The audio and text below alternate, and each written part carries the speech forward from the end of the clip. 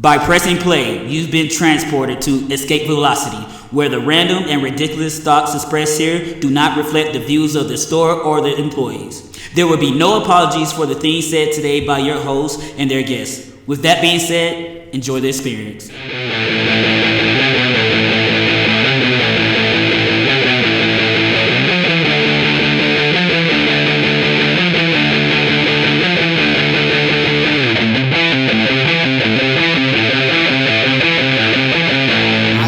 Fucking always forget that shit.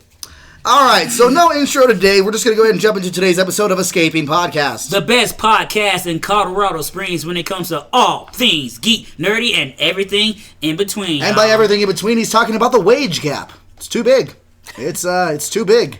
So let's go ahead and fix that. As always, I am Daniel. Across from me is... Kels for show, a.k.a. I'm not Caitlin because I'm a chiller frost. Joining us as always is our third host. You know her, you love her. Michelle with no intro as always. Ooh. Michelle with no intro. It's great. I like that passive aggressive shit. Yeah, it's good. It's my life. This is my blood type. So last week we had a couple guests on. We talked about some of the most magnificent women in Marvel that we appreciate, that we wanted to come and talk about. Today we're going across the pond again. You might have noticed the theme from last month as well. We are talking about DC Comics. Now there's a whole lot to choose from here. Mm-hmm.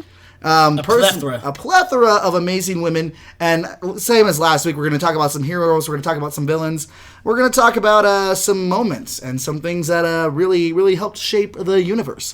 So let's go ahead and start with Kels. Kels, go ahead and tell me who you picked.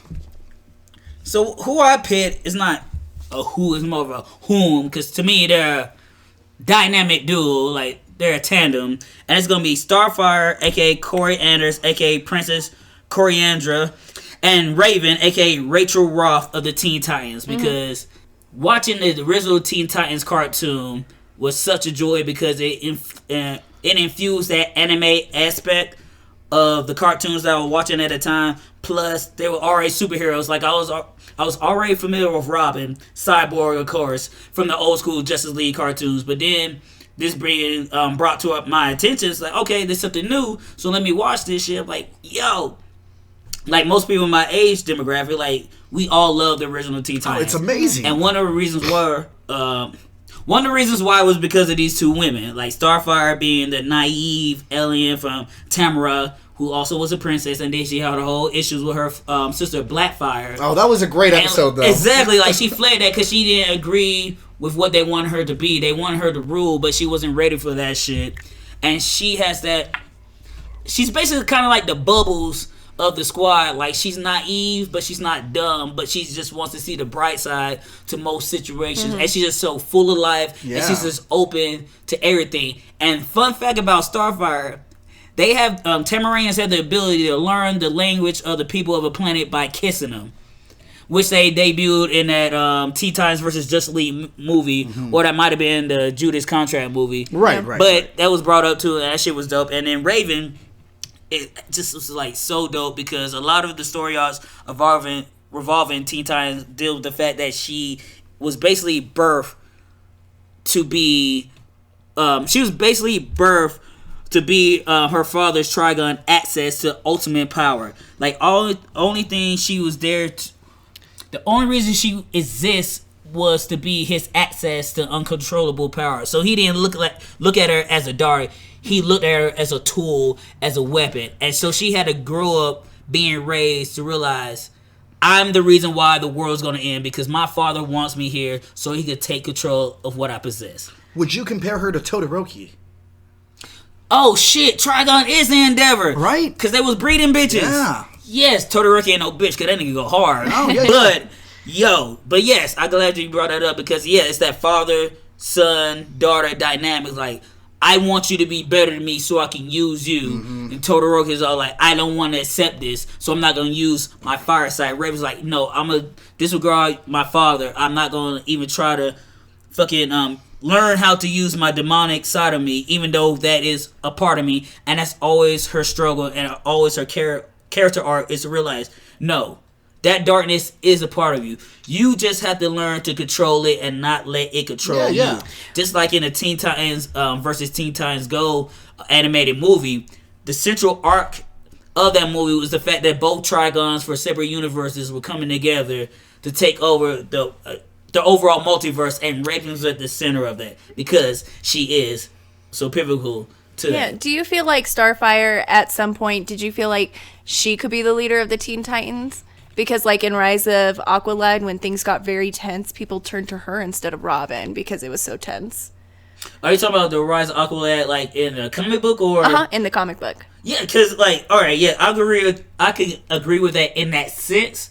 But just watching it as a kid with the Teen Titans series, I would never think of Starfire being a leader because she was never shown to have that angle to her character. Yeah. Also, or very have different potential. characteristics from her to the comics and cartoons. Absolutely. Yeah, because she was still a teen, but like in the animated movies, of course, because she was already leading teen, she was mature, she was the elder statesman of the whole thing, so they weren't even Teen Titans. Right, there was the first exactly. iteration with Speedy and... now she's like the OG, and it's like one of the things too, it's like, okay, it's almost because like in the comic books, I feel like she's more neutral, where like Robin, we know he's so stubborn. We know he's going to lead people.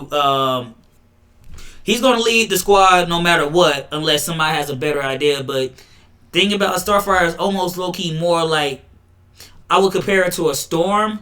Like once she had the role of leadership, she had it. But going into it, you didn't think about Storm ever being the leader of the X-Men because you're still a young mutant coming into her own. But then when she had to knuckle down and be the warrior she had to be, Storm rose to the occasion, just like Starfire did.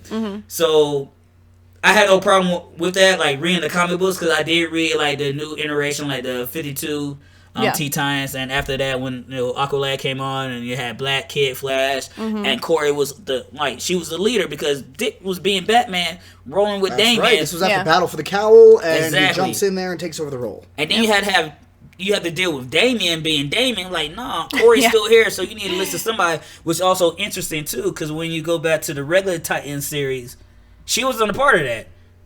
It was like the original, like Arsenal. I think it was Enchantress was on that. Bumblebee was part of that. Aqualad or Tempest at the moment. Yes. Wally West was back on that shit. So it had like the OG Teen Titans coming back to be Titans. Just Titans. But then you had the Teen Titans with Starfire and all that. So yeah, that was interesting too. I really like gravitate towards those characters. Like even in my top 10 DC favorite characters, like Raven and Starfire definitely make my list, but it's hard for me to put one above the other because I kind of take account them to being like the yin and the yang, the same character. I was going to say, they're definitely two sides of that coin. Starfire's like, oh, hey, guys. Yeah, Herb, and Raven's like, I don't even want to be here. But even with Raven, it just shows like, even though you feel like you're alone, you're never alone when you're part of a family. And the Titans were a family. Oh, yeah. And they always had each other's back no matter what. And she does have that nurturing side because when Kid Flash was kicked out, and she was there to comfort him. Exactly. Yeah. And I think it's funny that you called her, Starfire kind of the bubbles of the group. Yes. Because if I were to put it in groups, it'd be like Starfire and Beast Boy are more bubbles. Yes. Then you've got Cyborg and Raven. Cyborg and Robin as Blossom. And then you've got Raven as Buttercup. Raven's the only Buttercup. Oh, yeah, she's the only Buttercup in the squad. It's pretty great. Yes. So, Michelle, tell us about one of your picks. Oh, obviously, my first pick is Poison Ivy, Pamela Isley. Yeah. That girl is poison. Busted. And we're going to leave it at that. Copyright reasons. But in your head, please imagine Turk from Scrubs dancing. Or her and Harley Quinn in a new cartoon doing that shit together. Oh, God, yeah. Good. I feel like she's like the character I can relate to the most. So are you speaking to her as a villain or speaking about her as a hero? At this point. I'm always mixed. I feel like there's times where literally you're always mixed. And, I think I have a soft spot for these villains or heroes that were like doctors. I mean, she was a botanical biochemist. In New 52, obviously, she has a new origin story where she kind of worked for Bruce Wayne, got fired, and that went that angle. Yeah. Were you cool with that, or were you like? Yeah, I was cool with it. Yeah, and she uses her pheromones, the kiss of death, or to kind of seduce you. But yeah, and the other thing I can relate to her, like sometimes people are shit, and she believes in the botanical life and the environment as being more important than humans. No, trust me, I get it. Yeah. And we're cancerous parasites. Yeah. And it's like, maybe we don't deserve to be here. Yeah. Yes, the Matrix taught me that. Yeah. And the Harley cartoon, too. I freaking adore Have you her. finished it? Yeah. Oh, yeah. Daniel hasn't finished it. I know that for a fact. 'Cause we want to talk about that. Yeah. That shit got good at the end for no damn reason. 'Cause I'm a Her and Kite Man. lesbian! Hell yeah. Her and Kite Man. Hell yeah. Oh, it's so great. Hell yeah. Hell yeah. Okay. Ganging up on the Word. Daniel. So maybe this is redundant, but was Poison Ivy your favorite character in the Harley Quinn series? Yes. Besides her, who was your second favorite? Clayman. Me too. I would agree with that. Yeah. Yeah. Clayface. Yeah, Clayface. Yeah. So what is it about Poison Ivy that really pulls you to her?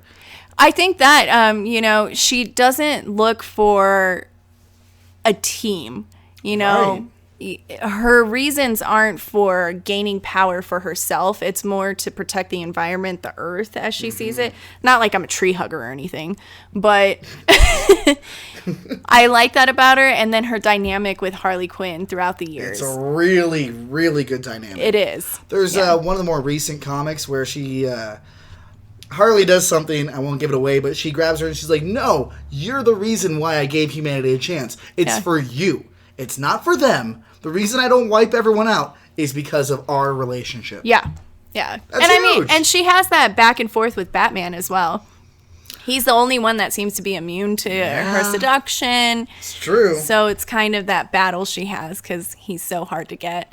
And even with Gotham City Sirens, which is one of my favorite series, I loved it. And I'm glad towards the end, Catwoman was kind of booted, and and it really was, and it was that dynamic between Harley and Poison Ivy that I really adore.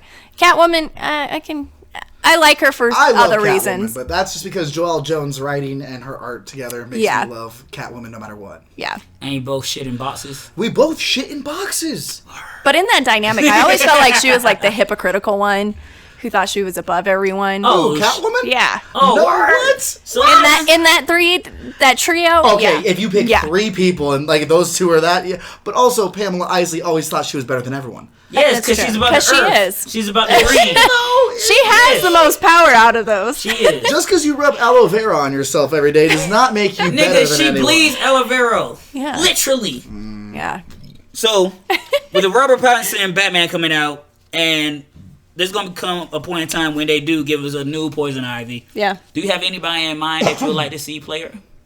I think we've talked about this, and I I'm pretty really sure we like have, Aubrey Plaza. Yes. Aubrey Plaza. Aubrey. Really? Yeah. You always team Aubrey. I think she's like that exactly, and cynical, I would have sarcastic never side. thought of that. Yeah. But yeah. Yeah. Just that I hate humanity. Oh my god, humanity sucks. But then seeing her get like, Yep. but no, that's her at the beginning, and then you get her a little more animated when she's in tune with the earth and everything, and you get that evil Aubrey Plaza face with her more like, and her, her and Margot Robbie's. Now I'm just thinking about it, seeing her like. That loving, sarcastic relationship between that would be them. amazing. Oh, Yeah. No, okay. Word. Yeah, you know what? So would you go with green skin Aubrey, or would you keep her Green skin. with the red hair? Okay, Yeah. okay. More villains of color. Yeah. Different hues for what you do. There is a just for that. There's a Venture Brothers scene where they're asking what they want from this, the Council of Seven now, and there's a black hero gets up and is like, more villains of color, and a purple guy gets up in the back and he's like, more villains of color. You're like, not you. Yeah, not what I meant. It's one of my favorite things. Yeah. No, I believe that wholeheartedly. Yeah, because Ivy would be in that same thing where, Definitely. Okay, yeah, so... What about you, Daniel? Man, I gotta say, we've gone hero, villain. I feel like we gotta go back to... Not villain, anti-hero. Antagonist, even. Would you consider Poison Ivy more like Galactus? Like, is it... She's literally a force of nature. Exactly. Yeah. So, is she really a bad guy? She like, don't shit on the earth like this. No, because if you shit on the earth, it's fertilizer. I wouldn't say don't shit on the earth. Don't treat the earth like shit. Yes. Word. I like that. Yeah. So I'll talk about someone who's very close to my heart. And you've heard me talk about her on, a few other episodes. And this is Big Barda. BBW. Big Barda. She's the life of Scott Free. I've been saying that I want Gina Carano to play her, and I want like Daniel Radcliffe to play Scott Free, Mr. Miracle, because he's kind of small. Mr. Miracle's shorter than her, and then you've got Big Barda, who is literally get your boy fucking powerhouse. Tigran Arian, or whatever that motherfucker name is. Taron Egerton? Yeah, Scott Free. I like him better, Scott Free. No, see, because Daniel. did you read Mr. Miracle? No. There's a part where he's all scruffy, and he's kind of, you see how much shorter he is? But he's shorter. And I imagine a scruffy Daniel Radcliffe just kind of like, it's perfect, because he's short, and she's Gina Carano size, you know, like, hey, and they still love each other. Word. So Big Barda was first introduced in Mr. Miracle number 4 in 1971, and they kind of threw a bunch of characters into Mr. Miracle right at the gate that are like, hey, these are who are important to you. This is the story you get. She was created by Jack Kirby, and she was actually modeled after Lainey Kazan. Now, if you don't know who that is, she was the mom on My Big Fat Greek Wedding. Oh, okay. Yeah. I didn't know that. Interesting fact. Jack Kirby actually modeled Big Barda after Lainey Kazan after he saw her topless in Playboy. Of course. Yeah, right. It's like, okay, so it wasn't because of any acting prowess or anything like that. He's like, oh. R.I.P. to Hugh Hefner. Physically, this is it. That's right. Hugh Hefner is dead, isn't he? Yeah, R.I.P. When did that happen? Like 7 years ago, maybe? No, 2 years ago. Yeah. Wait, he died in 1978. He died in 2018. I swore it'd been like 5 or 10, like 5. Because he had 6 just years. gotten married and then died. Because I remember to last thing about Hugh, he was trying to sell the Playboy, like his estate. To be fair, though, the last year did last at least 4. So. Word. Yo. So. R.I.P., bro. R.I.P. So she's a member of the New God. She was born on Apocalypse about 250 years ago before, like, main continuity. Yeah, she's looking good for her age. She on that Wolverine shit? She's on that Doctor Who Time Lord. Like, yo, when you killing bitches and fighting Furies. Moisturize me. It's like the most... That's for you. Yeah. Is she like Saint Sean? All pinned up. Is it like the more souls she take, the younger she looks? She doesn't take souls. But she kills people. She's one of the fatal Furies. No, female Furies. Fatal female Furies. So, Fatal Female Furies was established by Granny Goodness. Granny Goodness and Apocalypse decided to take Big Barda away from her family as a kid and train her to be one of his fiercest warriors, creating the Fatal Female Furies. It's a whole, like, theme on Apocalypse and New Genesis where it's like, hey, you were born, you might be powerful, taking you away from your family, and you're going to go do this. Like child soldiers. Like child soldiers, exactly. Now, you can, compare that to all the other stuff, because Jack Kirby did leave it makes for a Marvel healthy to psyche. do this. But he left Marvel to go do this after working on the Eternals, after working on a bunch of different projects. Yeah. So you kind of see the comparison there. She ended up leading the Female Furies and eventually falls in love with Scott Free, who she had known since she was a kid, because they were both in the same torture camps that Granny Goodness was running. Which is their way of caring for kids to make them into the best version of themselves, which is awful. So they didn't meet in summer death camp? Kind of, yeah. Like, this one time at summer death camp, I shoved this stick up my ass. Word. It's not a stick. It's a serpent. Very hot with American serpent. So she helped Scott Free escape Apocalypse. First person to ever do it. He's an escape artist. She's like, yeah, get out of here, go to Earth. And he becomes, a escape artist on Earth, just doing minor illusions. She eventually leaves Granny and decides to head to Earth to find Scott. Eventually, her and Scott get married by the High Father, and you don't really hear about them except for side stories, maybe on Justice League Unlimited, maybe randomly in the back of other comics, until Tom King's Mr. Miracle. Holy shit, this book, you guys. This book, amazing. I haven't read it. Oh, it's so good, because his reality is splitting, and then she gets pregnant, and it's going through their life, and there's these little slice of life moments that make it amazing. There's one scene where Darkseid takes a carrot from a charcuterie plate, and dips it in ranch, eats it, and you see him just crunching, and then he goes back for another one, and you're like, what the fuck am I reading? Why is Darkseid eating carrots and ranch? Because they're supposed to be... He's not even double dipping. He's not even double dipping. That would be the most, evil thing for him to do, like... Yeah, no, instead he's just like, oh, this shit slaps. For real, like, of course Darkseid double dip. So she's pregnant, they're talking about their kid, they eventually have to give the kid to Darkseid. But there's one part where they're fighting against him, and the whole time her and Scott are having this conversation about how they're going to remodel the house, which walls they're going to tear down to make room for the baby's room. What about the closet? Well, that closet we can tear down and make a bigger bathroom. And it's so fucking wonderful because she knows Scott will always escape. And he knows she will always destroy anyone in her path that stands in the way. And it's just such a great book. She, at one point, has to deal with the fact that he might die.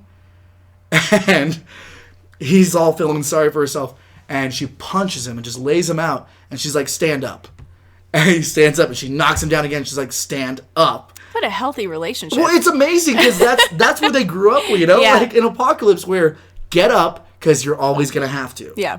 So the reason I like Big Barda is she grew up on Apocalypse. She grew up in the worst fucking case scenario and still sees the hopeful side of things. Yeah.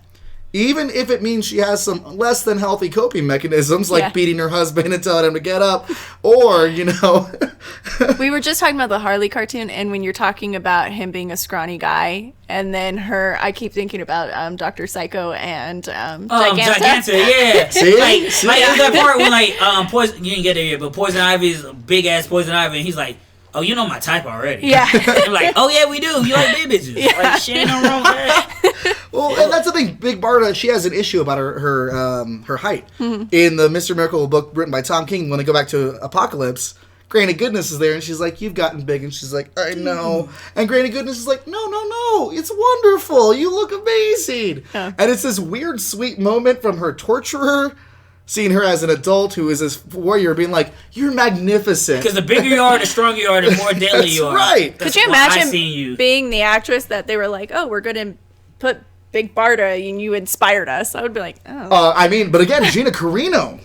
She's a UFC fighter. She was in The Mandalorian. She should be She-Hulk. She should be Big Barda. Yeah. I actually questioned her acting until Mandalorian, and then I really adored her. There wasn't much for her to do. She's Chef Kiss wonderful, and not to and don't forget sexualize her too much, but I'd like her to break me. Death by Snoo. And don't forget, she was in fucking Deadpool as well, the first one. Yeah, she was Blockbuster. Blockbuster, yes. And that was amazing, that moment where she falls and then Colossus is like, oh, you have fallen in love with your shirt. She's like, oh my god, thank you. Wasn't she in one of the Fast and Furious too? Yes! I don't know how many there are now. She was now. probably the person who punched the car in the face. Gal Gadot. Gal Gadot? Gadot. What? She was in the Fast and Furious movie with Wonder Woman. Gal Gadot. She was in that one when Han, quote unquote, died, and that's when I realized. No, Han died in the Force Awakens.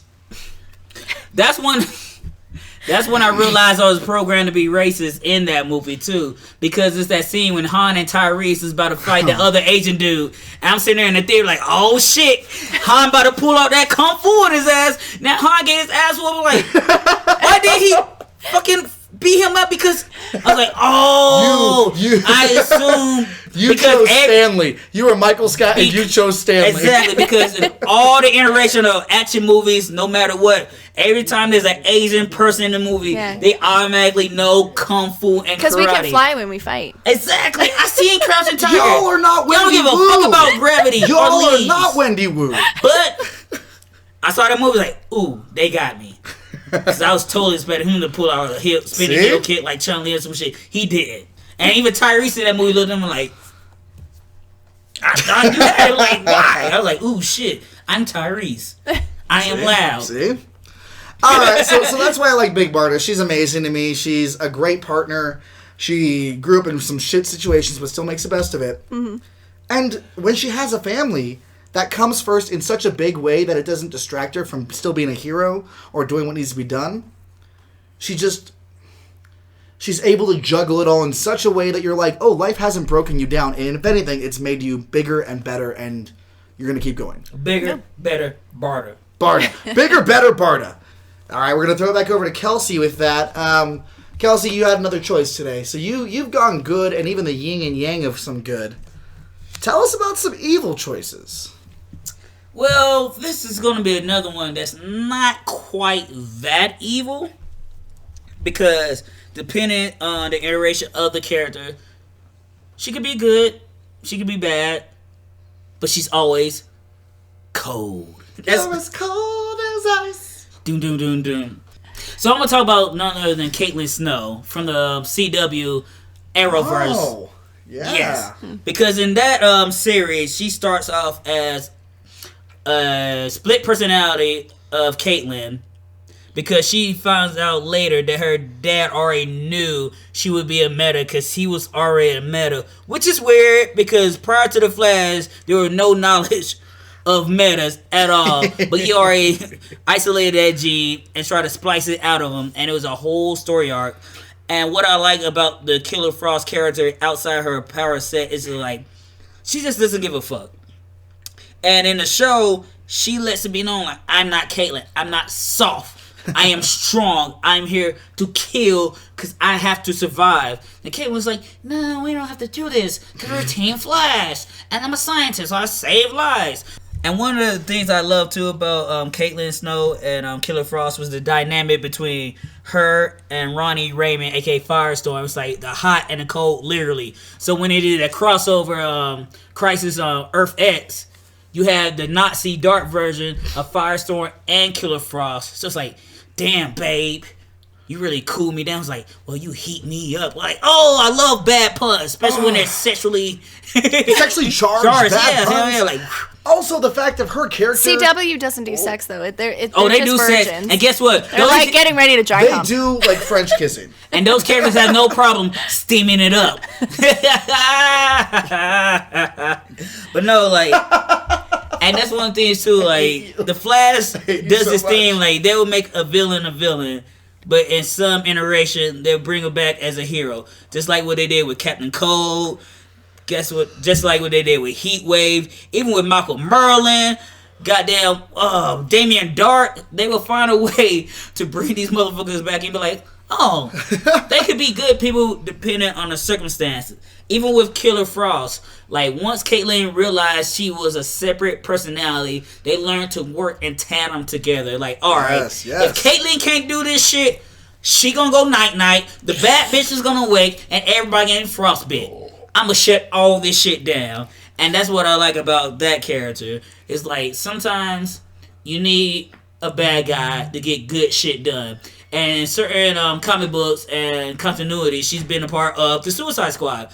Just like in the Assault on Arkham animated movie, which everybody that's seen it would say that's what the Suicide Squad movie should have been. She was a pivotal part of that movie. Like, they had her, they had King Shark, they had Deadshot, they had Harley in it. And also, guess who was the main antagonist? The fucking Joker. Right. And it all made fucking sense. Poison was part of Suicide Squad at one point too, but they just keep everything out. Oh yeah, because she popped up because they're breaking them all out of Arkham, and that was the part when she was fucking up everything, and Batman was trying to drive in with a Batmobile, and she was like, fuck that shit with a vibe. Guess what? He was like, yep, because you can't do no shit when there's a big ass plant with nature. Shit the fuck up. Still my favorite from the Harley TV show, where, who is it, the Riddler? It's only your favorite because you haven't seen the whole thing yet. No, it is my favorite out of everything so far. When it's like, I ate a seed, and I ate an orange and shit out a seed.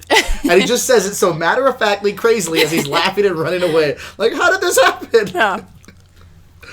The poison of the ivy. Yes. The poisoning of ivy. Yes. Caitlyn Snow, Killer Frost, all day, slay. So that's what draws you to her, huh? She's so cold. Cold people respect cold people. Chill recognizes chill, baby. I don't think you're a cold person. I know. You haven't met me yet. Yeah, otherwise we'd call you Nicole Kidman. Its face. We'll just use your facial expression for our... No, the government already does. Our image for this week's podcast. My image sells. I don't think you heard me. Was my mic off? I said Nicole Kidman. No, I heard you. Call me Helen Keller because it's feel on deaf ears. Oh my god. She still loves you, by the way. Helen Keller? No, she's never seen me. Oh. It's like that Michael Bublé song. I just haven't seen you yet. I don't fuck with him like that. That nigga be beefing with sparkling waters. That's weird. I've seen the commercials. Oh, Michael Bublé. Anywho. Yeah. So that's what draws you to her. Her drive, her chill factor, the fact that she's also super smart, but can be, has a capacity for good. Exactly. No. Because that's all. Like Joker says famously, we're all one bad day away from being the bad guy. And sometimes when you push to a limit, you're gonna snap. Yeah. You're gonna break. And then it's like, why weren't you there before this to help me when I let you know I'm going through some shit? That's absolutely right. Because I might have chose Mrs. Freeze because I realized she came back as a villain. Are you talking about Nora? Yes, but only reason I didn't choose her because I haven't read that arc yet. I'm kind of waiting for it to come in a paperback. It might already be out, so I can read that whole arc. But that's a whole nother podcast. Completely fair. But yeah, no, great choice with Killer Frost. All right, Michelle, go ahead and tell me, who was your other pick? I had to go with the classic Wonder Woman. Wonder Woman. Okay. You're going to sing the theme song or something? Nope, because we don't own the rights. We do not have any of the rights for that. Yeah. So, I mean, obviously, a lot of people know now through pop culture and the last Wonder Woman film, that origin story and Wonder Woman, which Gal Gadot and probably is my favorite version of Wonder Woman. Okay. Why? So what No sets her apart for disrespect you to Linda Carter? Yeah, no disrespect towards her, but that's not the generation I grew up with. Right. So if we had to redo it, I think we did a great choice in getting Gal Gadot. Well, and I mean, she fits the bill so perfectly. Yeah. Her face isn't like so warrior. What's the word? Xena? Yeah. Exactly. Chisel. Yeah. Yeah, like same with Xena. Same with Gina Carino. Mm-hmm. There's more of a battle element to their face. They have the more chiseled masculine features. Yeah. Features. But then you've got Gal Gadot, who has just enough of that I've seen battle, but also the Diana you hear about in the comics and the animated movies, the way you would imagine her, where everyone's fawning over her. Men and women are like, "Holy shit, where are you from?" Did Zeus model her out of clay, or was that his? So that was one origin story. That's one origin story. That's one thing. If Zeus made her out of clay, I need to be able to fuck this shit. So out of clay, because Zeus fucked his children, goats, eagles, and manta rays. So he did not care about what he put. The origin story you saw in that first film is kind of where it was in the beginning. In New 52, it was a different origin story where she is a direct daughter of Zeus. But that's the thing. She finds out she's a direct descendant because it was all a lie. And then sometimes it's her mom that makes the clay, and Zeus comes in like, which still kind of creepy. Like, but Zeus being her father, her mother had to protect her because Hera. Because Hera, just like in Hercules, Hera's a spiteful woman. She was like, I'm gonna kill all these motherfuckers. Which I think we're gonna do a month with all mythology, and we'll touch more on that. I believe that's going to be June. I think we did plan it for June, and I cannot wait because, y'all, I know a lot about Slavic folklore that I have just been waiting to get into. I gotta admit to talk about myself. Yeah! You can't see what I'm pointing at right now. But I think so. Tell us more about Wonder Woman while we're still in Women's Month and not Kelsey. I'm all on women. So we all know her lasso of truth, the bands that she has, hold on, and her superpowers. And so 1984 is getting ready to come out. Yeah, and you know what? I am excited as hell for that movie. Mm-hmm. Hell yeah. That gold suit. Yo, all right. I'm talking about the fact that nigga lasso with lightning. That had me like, you can lasso my thunder. And we're going to get new characters as Cheetah, Maxwell Lord. Well, this is one of the first times with the DC movies where we actually get a human villain. Mm-hmm. For most of the time, there's partly a human villains, but then they go super CGI gray monster towards the end, and you're like, oh, okay, it's just another gray CGI monster for them to fight, or faceless monsters, or I love Shazam, but give me some defining features about the 7 deadly sins other than one is fat. Yeah. But you didn't watch Birds of Prey either. That's why I said it's one of the first times. No. Yeah. Yeah. And with Maxwell Lord, you get Justice League International. I don't know if they'll ever bring that up through these films, but we don't know. No. Word, because Maxwell Lord did pop up in the Supergirl TV series played by old buddy from Twilight. I forgot what He played the dad of the House of Vampires. Oh, Peter Facinelli or whatever. Yes, yeah, exactly. Yeah. That is an unfortunate last name. I probably butchered that, but word. close. Peter fucking Ellie? He got killed in the last Twilight movie just to find out like it was all It was all a dream. I used to read Vampire Magazine. Bro, yes. Yeah. I was so mad because that one nigga was like Avatar. He was like, hey, he had the fire and ice and you know what? I'm not getting into that shit. Michelle. So yeah, I love Wonder Woman personally for the Amazonian, the Greek mythology, Yes. all of that because that's what I grew up It's so intrigued good. with. It's so Yeah. good. Well, okay, so what is it about her characteristics? Because there's so many great things you can pick about Wonder Woman. And I have a follow-up question. Which origin story do you adhere to? I would have to say I like more of her as a direct descendant of Zeus, as his daughter. It's a lot because of, like, it brings hidden that history tension fun, with yeah. Hera, and how do I protect her from Hera, the most spiteful. The most? Yeah. So yeah, Hera's the most spiteful. I mean, Zeus has made several children through mythology, and she mutilated half of them or murdered them, and Right. So that risk to Wonder Woman, I think it makes that appeal more intriguing. Well, and I also like the idea that her history has been kept from her. Yeah. In a way where everyone else on that island knows. Yeah. Yeah. And it's like, why would you not tell me that? The thing that's frustrating about Wonder Woman, though, she's kind of like Superman, where she thinks that humans, there's always that positive, that goodness. And I'm like, no. That's a mistake. Yeah. She's never been to fucking New York. Or a lot of parts. of the world. Or fucking put her in Florida. Yeah. Put her in Florida for a week. Yeah. Florida Man. Florida man. Sicking gators on her and stuff? Yeah, I'll read that. Wonder Bath Woman, salts, Florida man. Yeah. That shit would be lit. Yeah. You know what? Hey, DC, if you're listening, Wonder Woman and Florida Man, please make it happen. We will give you all of our money. And she had a team up with Swamp Thing. Swamp Thing Is Florida Man the bath salts guy? Florida No. Man is every Everybody, story that yes. starts with Oh, gotcha. Florida Man. Yes. So, okay. So what characteristic about her stands out to you the most? You know, that's her downfall, but it's also the good thing about her. Because she fights so hard for humans Yeah. and mankind because she sees that positive in them. But yeah, I also see that as a huge weakness. It's a big weakness, but at the same time, you do understand how that does give her strength. Yeah. In the face of all adversity, when Batman's being bleak, It's something and to fight for. Superman's been taken down by the most common mineral on Earth, Yeah. you have Wonder Woman. Lead. Fucking lead or kryptonite, which is so rare but found in every Cracker Jack box. You've got Wonder Woman who goes, no, we can do this. Yeah. So right now, there. I don't know if you're familiar, there was Dark Knight's Metal, and that was more Bat-centric. They're saying Dark Knight's Heavy Metal, which is the sequel coming out to it, is Wonder Woman-centric. Yes, because she's front and center on that cover. Do you know anything about the Dark Knight's, the event that happened?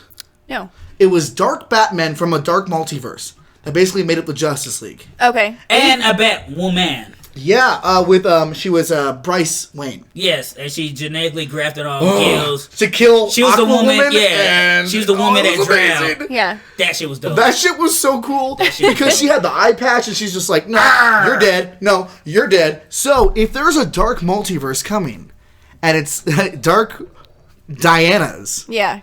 what Diana. iteration do you want to see the No. most of a dark version of your Wonder Woman? What are my options? Anything. Dark multiverse. Dark multiverse. Hold up. Speaking of a dark Wonder Woman, how did you feel about Flashpoint when Wonder Woman killed your girl Mara? Because that was a dark Wonder Woman. Because her and Arthur were beefing, but low-key. We always fucking- know I will always choose Mira, no matter what. Exactly. But did you read that or too, did though. you watch the animated movie? When did you find that out that happened? Animated. How did you feel about that? Well, obviously, I don't like it because I love Mira. Exactly. If I had to pick between... So, Mira was my other choice to discuss today, but I feel like course. I always talk You about Mira. definitely go to the mirror well a Yeah. decent amount. Yeah. I see But what I you're get trying that to do There's there. because like a I also go to the semi- Hickman X-Men well, Yeah. and the Jesus isn't real. There's well. like a semi-obsession with her. I love her. I get it. Yeah. It's okay. Yeah. Okay, so Fucking yeah, redheads. that makes sense. Because when I saw that scene, I was like, ooh, Michelle ain't gonna like that. But I do want to hear if you had a dark version of Wonder Woman, because we're gonna get something like that. Yeah. which one do you want to see, or what is a monstrous version of Diana that you hope you never see? You know, I love Marvel zombies. I know a lot of people have a mixed feeling about that, but I love it. And Arthur Sudan, I mean, I adore him.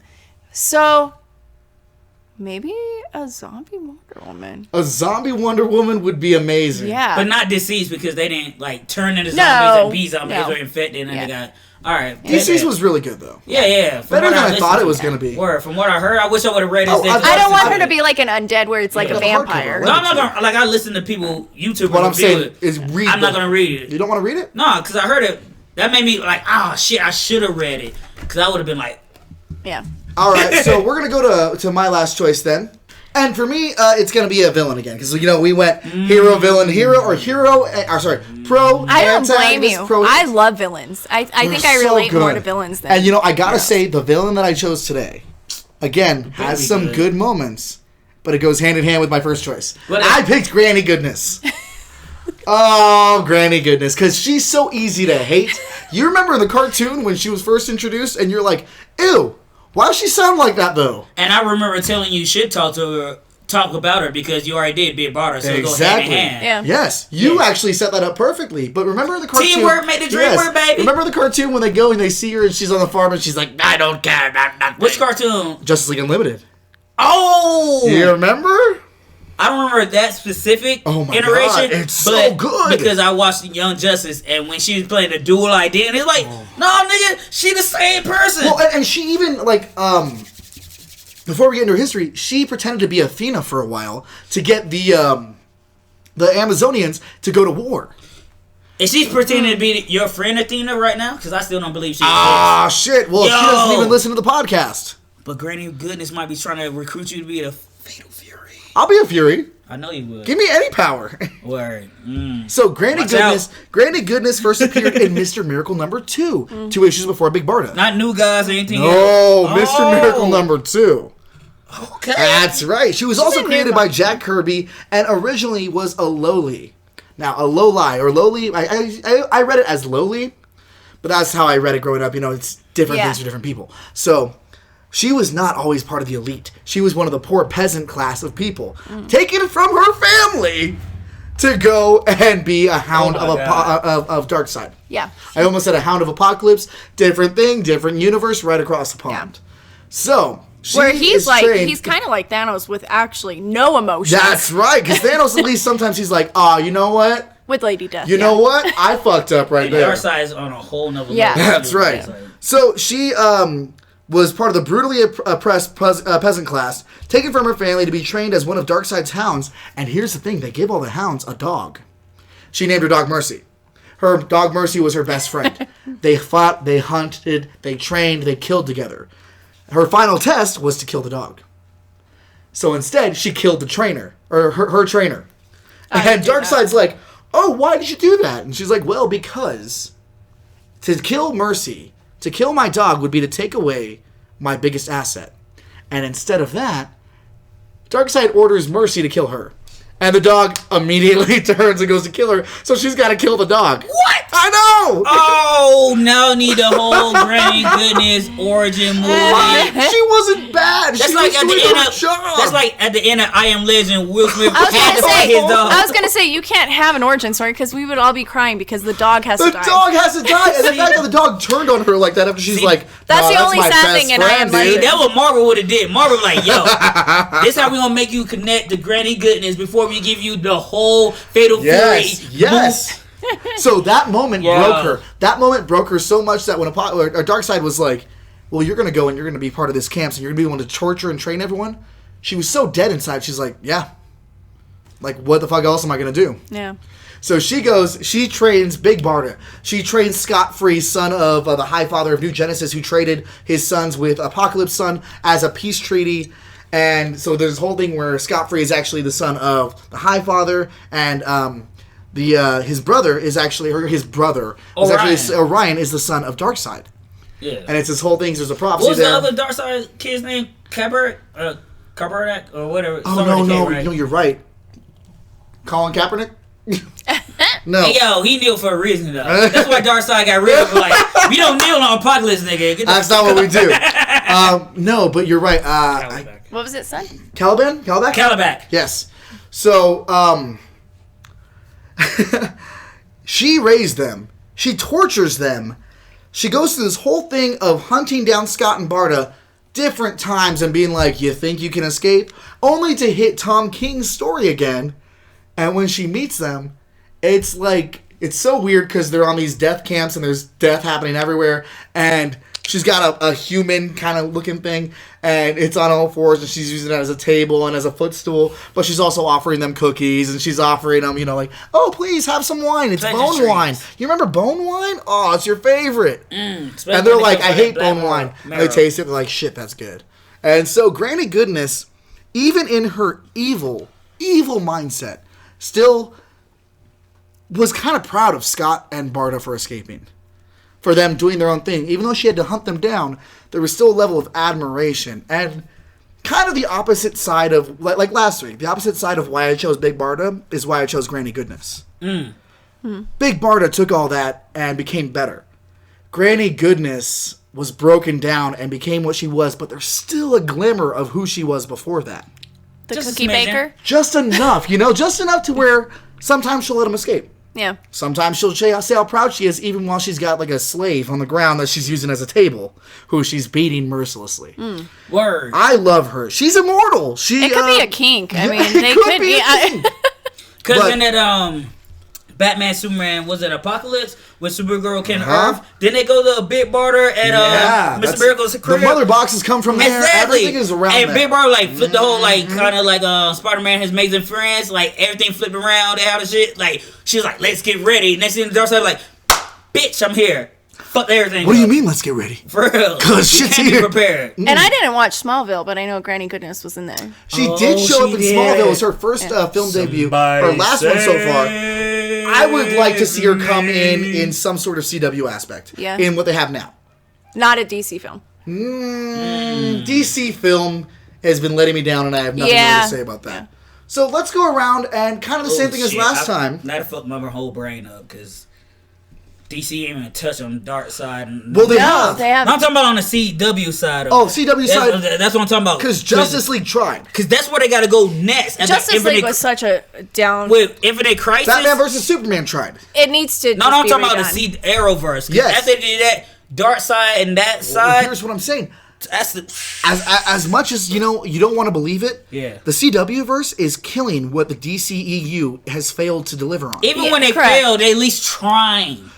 Crisis on Infinite Earths was the best crossover I've ever seen because it was the budget they had and they had spent so long laying the groundwork instead of DCEU coming in and saying, here's why you care about this and that's why. No, give me actual reasons to care about these characters. The thing with DC, I think there was so much pressure because Marvel has had this time to build up every character in their films, then make, their...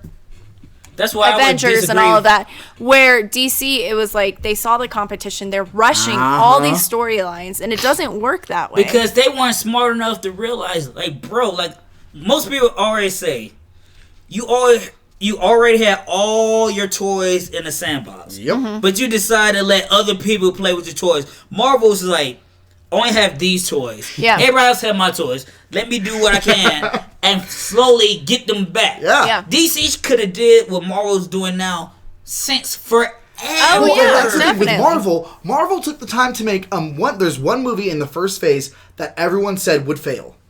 Thor. Is that no. Iron Man. Iron Man, no one cared because it was the first one. But Thor, I get what you're saying. Thor, they said, how the fuck are you going to make a Thor movie and make me care? Yeah. And then they did. But nobody cared. They watched. But I love the first. I know. Thor's my guy, but I'm just talking about a hot piece of garbage. Like money wise, it's like, all right, it did these and people seeing it, but they was like, I have faith. Let's build. Let's build. Yeah. DC, y'all had all these. You could have been doing what Marvel did, but we could have been to Batman Beyond by now. Yeah. They didn't have the foresight. Came out, there was no character buildup. It was all of a sudden there's characters. We had what? We 2 know, or 3 but they different don't Batman know. at this point. Yeah.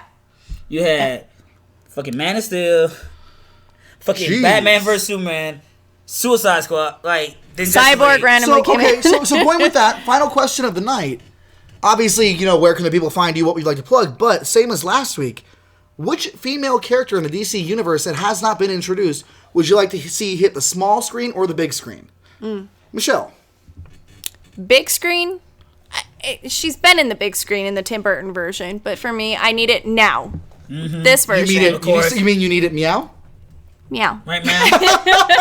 No, not meow because Catwoman's coming out. You need to grow some catnip. I want a new Poison Ivy.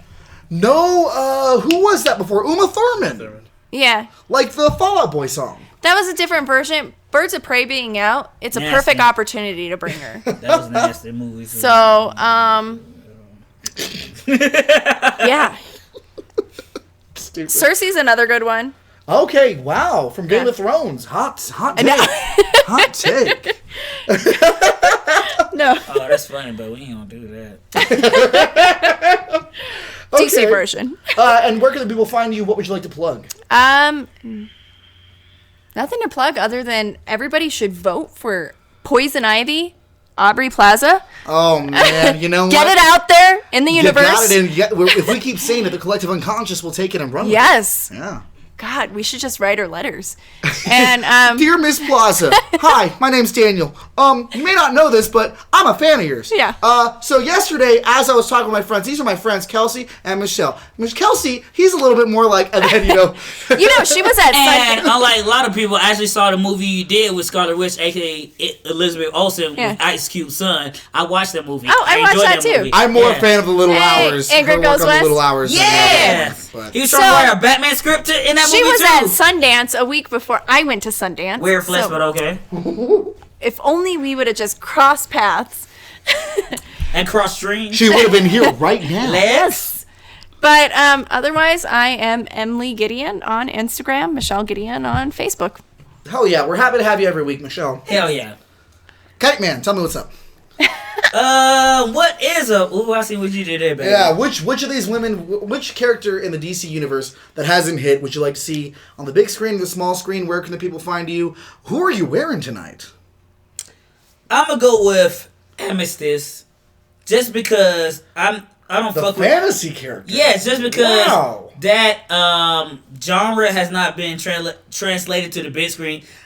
I don't know anything really about her besides the little DC shorts. Yeah. I just know a girl gets transported to this magical dimension. It's an 80s series. Exactly. I'm all for magical girl genres like Sailor Moon, Glitter Force, all that jazz, witch.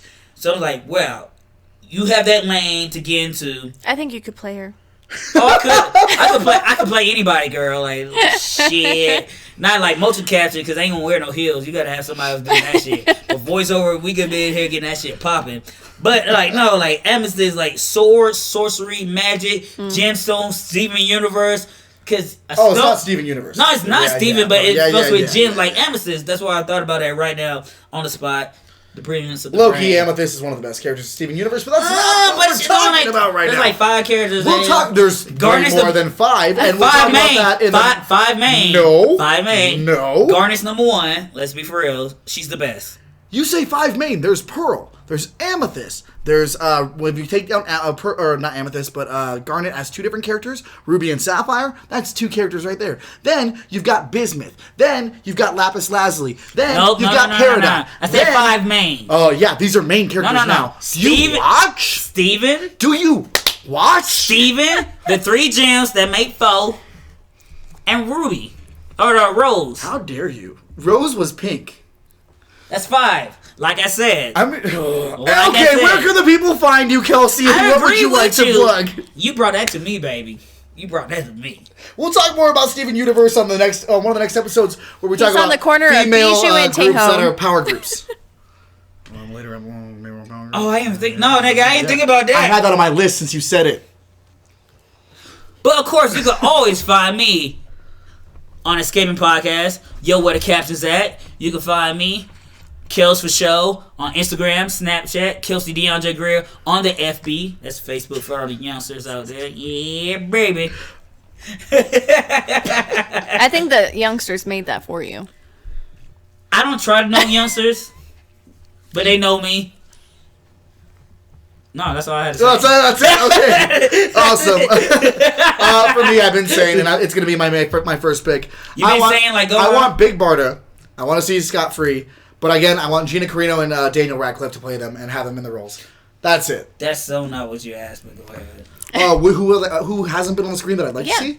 That was my question. That was the question. No, that was it. And you said fine. Amethyst. Yeah, you said Amethyst. No, that's fine. That's okay, Kelsey. That's Gonna okay. cry? No. I want to cry for bitches. You a grown-ass man. You can find us on Facebook, Instagram, Escaping Podcast. You can find me on Facebook, Daniel Rojas, Instagram, Blue Morpho, one word, the O's are zeros. I'm going to try and be more active on there. As always, we recorded Escape Velocity Comics Downtown. Our thoughts, our ideas, our opinions do not reflect that of Escape Velocity, its staff, or its owner. It's just us coming in here, getting naked, and talking at you for about an hour. We love you. We're sweating. Not naked. And today, we are going to leave you with Not a Complicated Person by Downtime. They're a band here in Colorado. They're really good. If you get a chance to watch this music video, I highly recommend it because it is a fucking trip. Roll up a fat blunt, get nice and stoned, and watch this video. It's awesome. It's weird, and I love it, and yeah. A fatty like If Julie you don't do Cass drugs, ass? just drink a Capri Sun.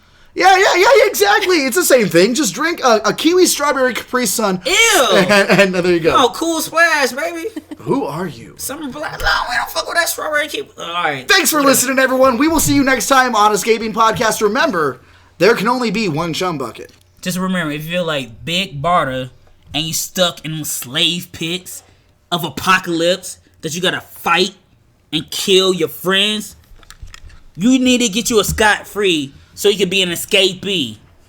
Always. Stay uncanny, y'all. Oh, dear baby Jesus.